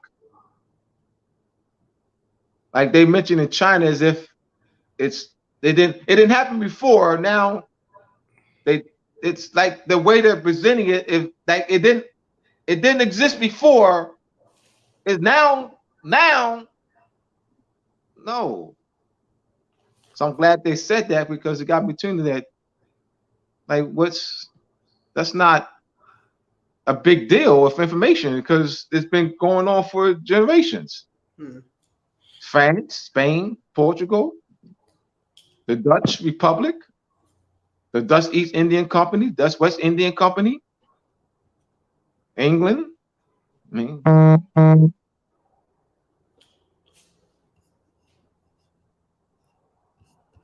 All right, I don't see any more questions or comments. all right, so show the questions again and take the snapshot, and we can get up out of here. All right, so we got these questions here. All right, 2 weeks from now we'll review these. Snapshot this. The question 8 is where do. It's supposed to be where do. Consuls derived there. So where before the do. Where do consuls derive? That's question 8. Okay. Then we have 9, 10, 11, 12, 13 here. So I generated these questions today. Just anonymous idea last week that I present that we develop give a quiz.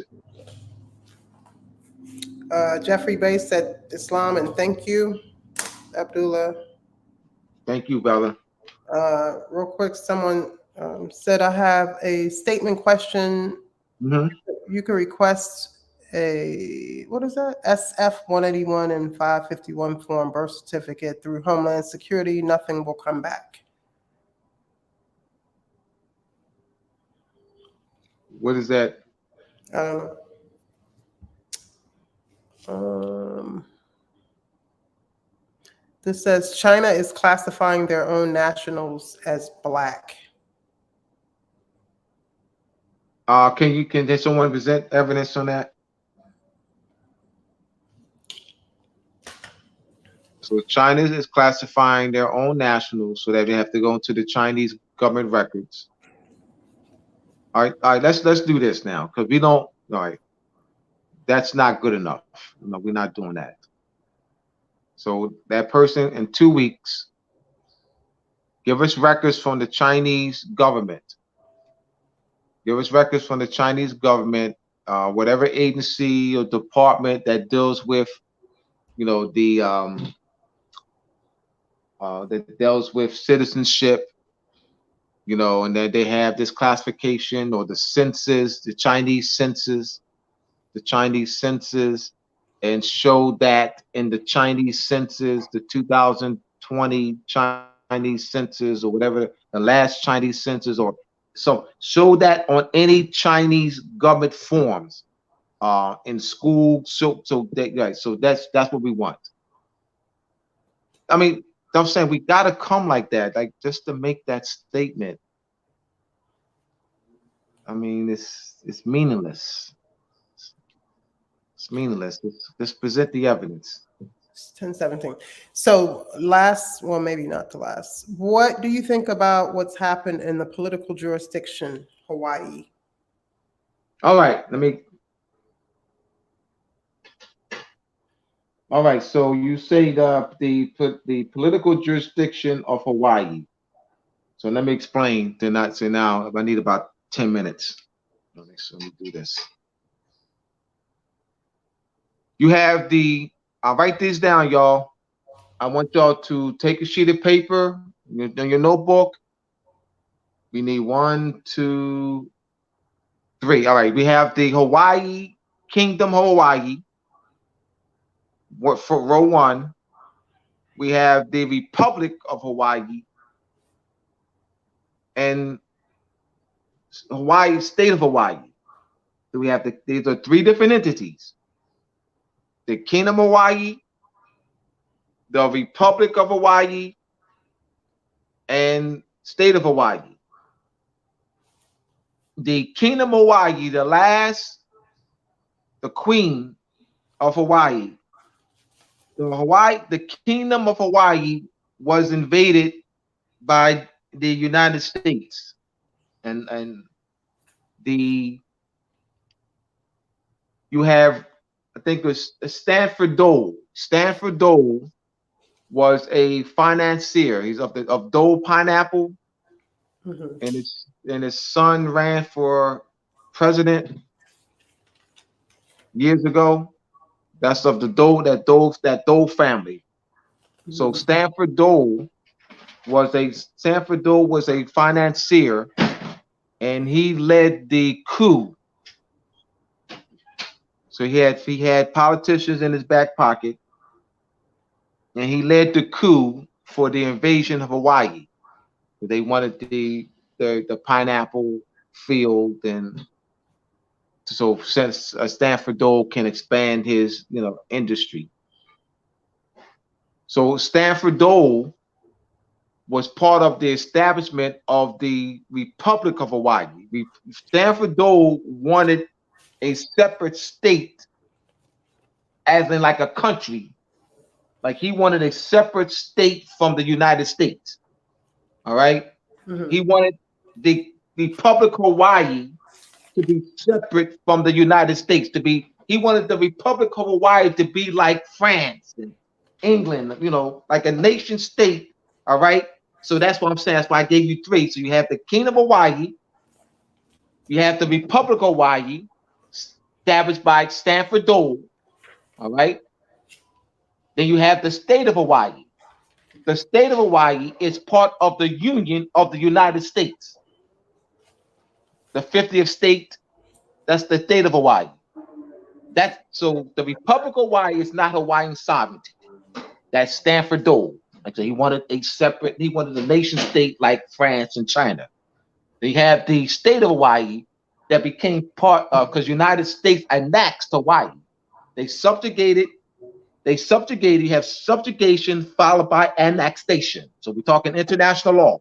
Subjugation followed by annexation.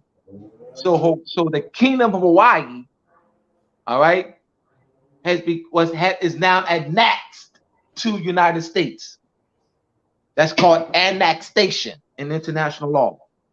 So that becomes part of the United States through annexation. So I have to first clear that up. So you need to know that first. You need to understand, so when you say Hawaii, you need to be clear on what you're saying.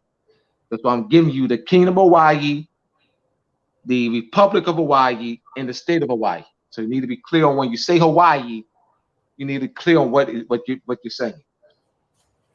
So now what's the question?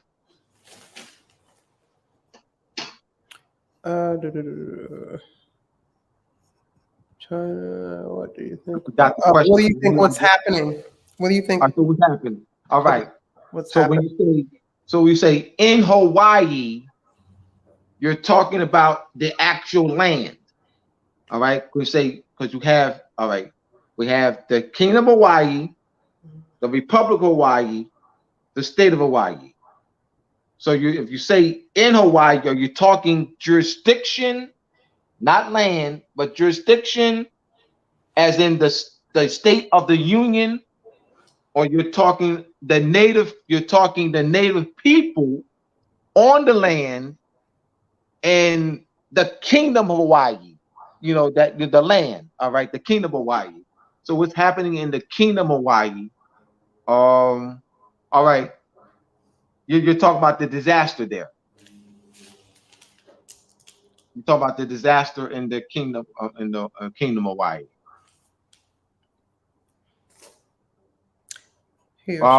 What is that? What are they trying to know there?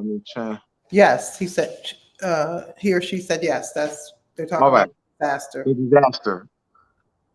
I haven't followed that closely. I did initially, but haven't followed it over the past few days because I've been, very busy. I had to do the United Nations tour, the Abdullah Ambassador Bay's United Nations Youth Leader Tour. Right. All right. So that, and then came back and prepared for, I got to prepare to go to West Virginia next week. So I haven't followed. I spoke with a friend of mine who was born in Hawaii, an elderly woman, and she told me that part where the catastrophe happened was a whaling port where they used to come there and take wells, and the wells is used for lamp oil and car guides and meat and fat, blubber, organs and baskets. And she said that during the late 16th to 19th century, it produced soap from the wells. And so that particular area is an ancient Oh, I didn't know that. whaling port, is what she told me. I didn't know that. So then that gives more information. You have more information than I have. That's good. Keep doing what you're doing, Abdullah, in the chat. Yeah, clearing up misconceptions.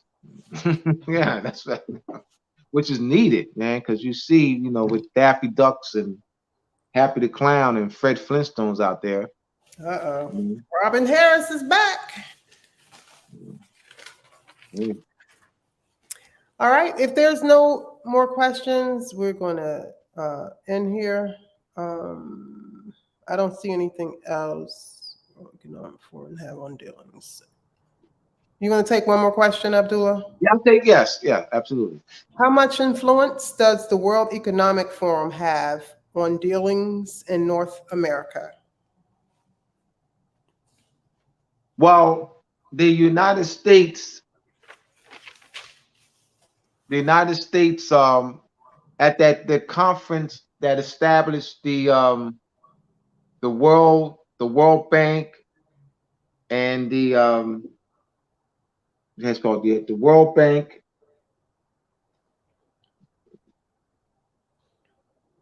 The United States does have a lot of influence in the world economy because of that Federal Reserve note, and that's because that position was obtained at the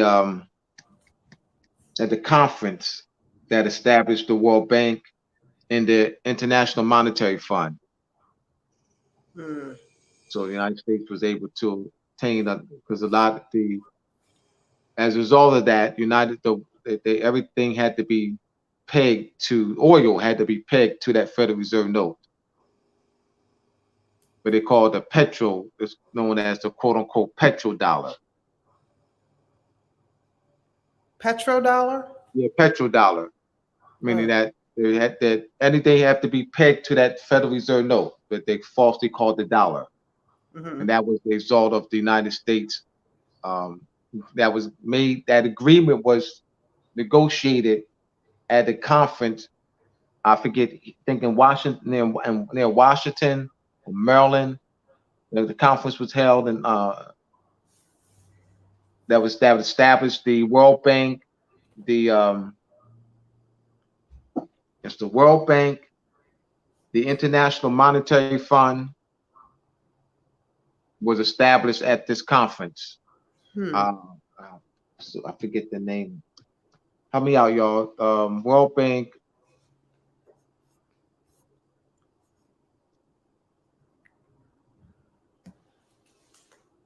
The Bretton Woods. Thank you. Bretton Woods. The Bretton Woods Agreement. Bretton, Bretton agreement. The Bretton Woods Agreement that established the World Bank and International Monetary Fund.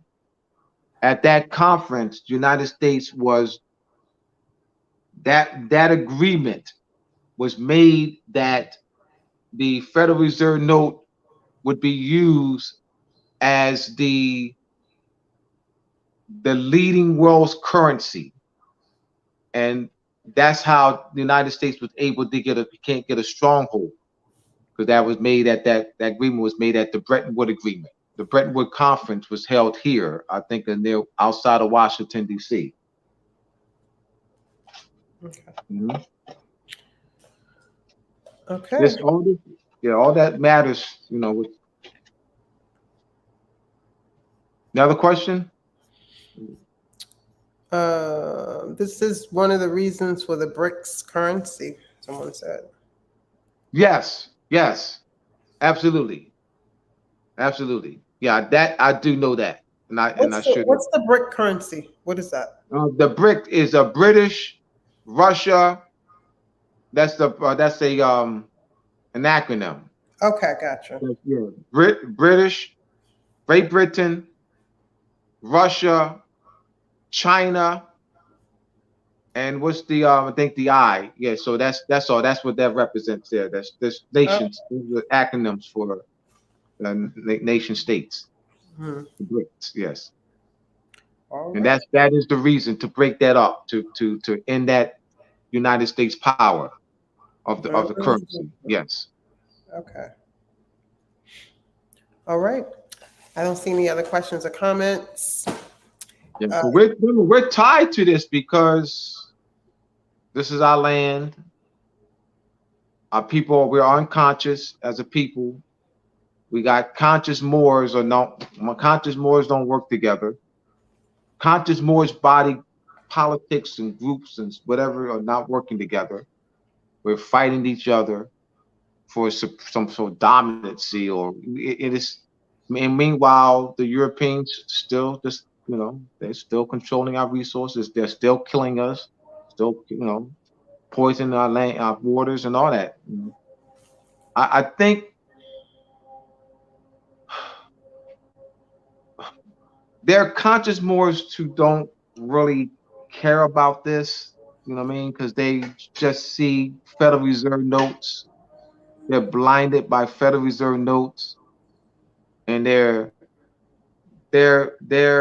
claim to be the emperor or king or whatever they claim to be. I got a state or whatever Daffy Duck claims to be.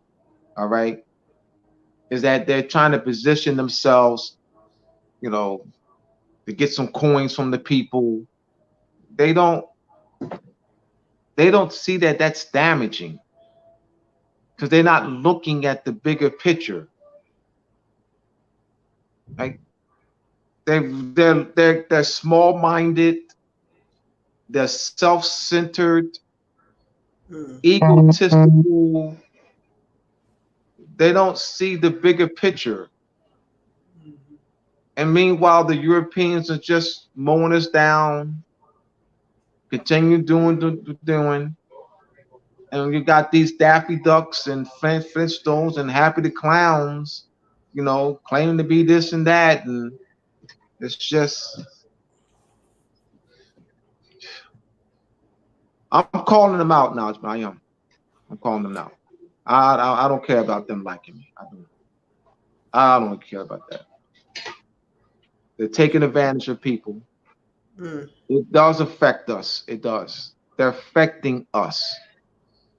It affects this platform because what they do does affect us. To say I can't, I'll be a liar to say that it doesn't. Let me explain why.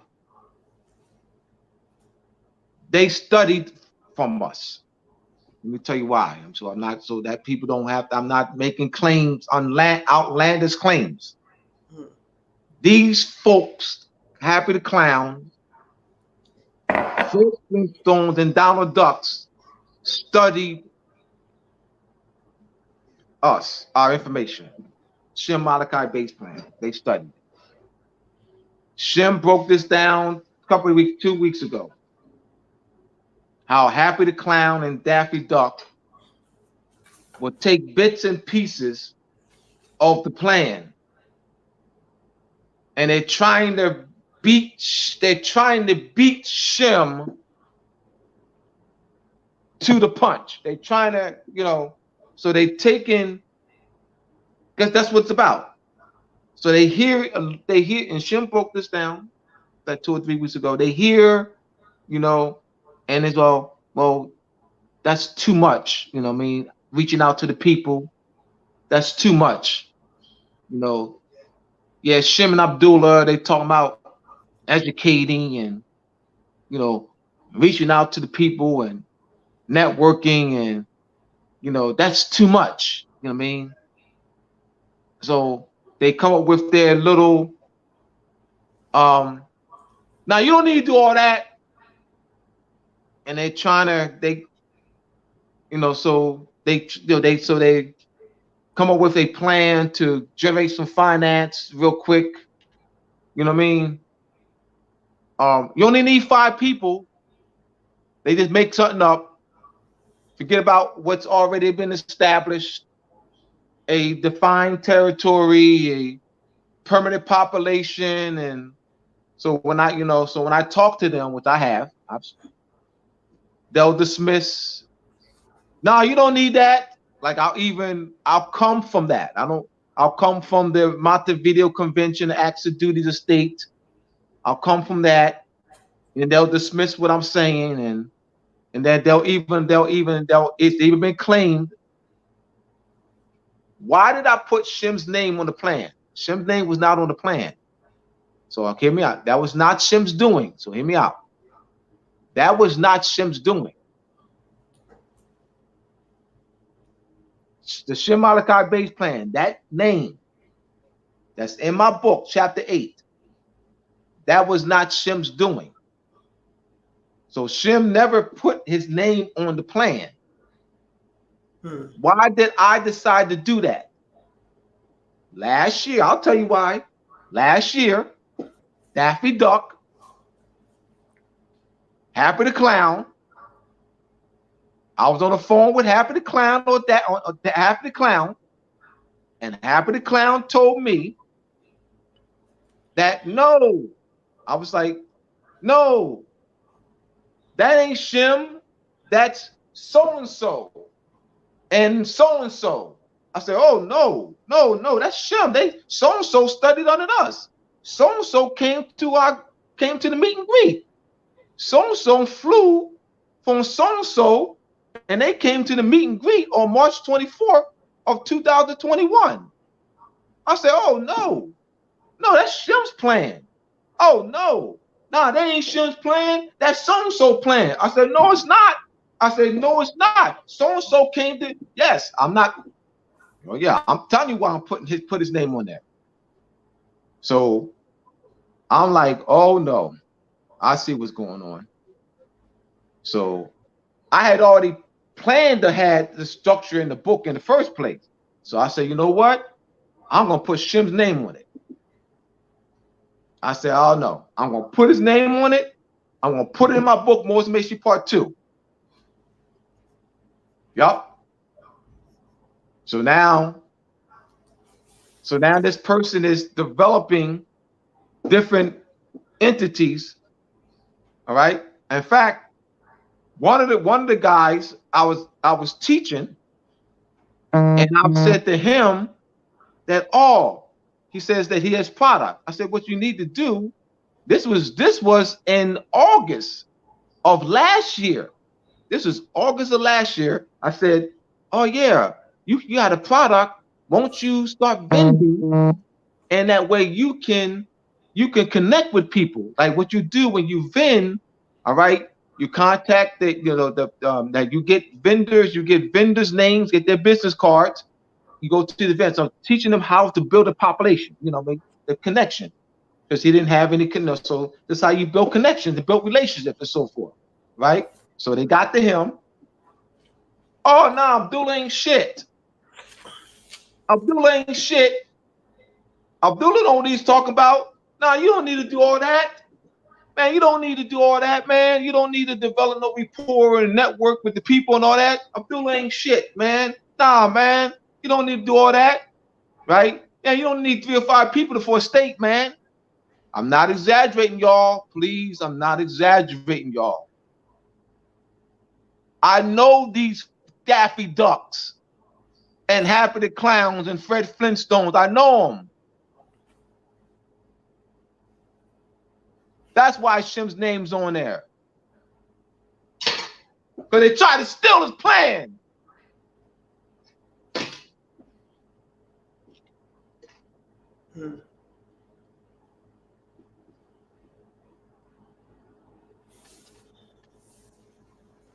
Out in there. Have a safe trip. Be safe in your travels.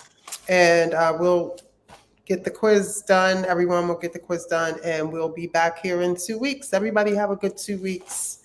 Stay powerful. Make that correction, Nas, but check with question 8. Go back to question 8. Put that where. Yeah, where do. Yeah, put where in front of do. Okay, make sure everybody changes number 8 to where do. Yeah, put where do. Councils, yes. I apologize. It's okay. All right. Peace, light, and love, everyone. My TV DMV.